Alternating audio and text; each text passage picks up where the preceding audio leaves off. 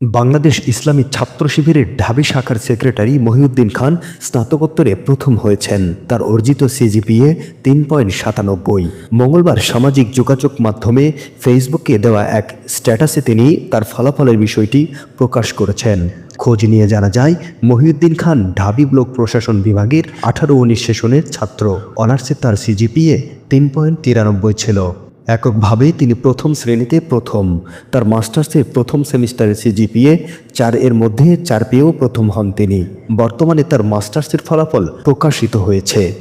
সেখানে তিনি সিজিপিএ পেয়েছেন 3.97 এবং জিপিএ 3.94 দেখানো হয়েছে। তার বাড়ি জয়পুরহাট জেলায়। ফেসবুক স্ট্যাটাসে তিনি লেখেন, আলহামদুলিল্লাহ, আলহামদুলিল্লাহ, আলহামদুলিল্লাহ।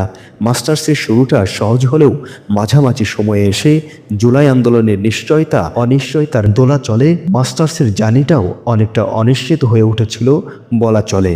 তেমন অনিশ্চয়তা থেকে মুক্ত হয়ে প্রথম হওয়ার অনুভূতি অন্য সময়ের চাইতে তো কিছুটা আলাদাই। ঢাকা বিশ্ববিদ্যালয় শিবিরের এই সেক্রেটারির সফলতা দেখে অভিনন্দন এবং সাধুবাদ জানিয়েছেন সাধারণ শিক্ষার্থীরাও। এই চ্যানেলটি সাবস্ক্রাইব করে বেল বাটনে ক্লিক করুন। সংবাদ সংগ্রহে উৎসাহ দিন, পাশেই থাকুন।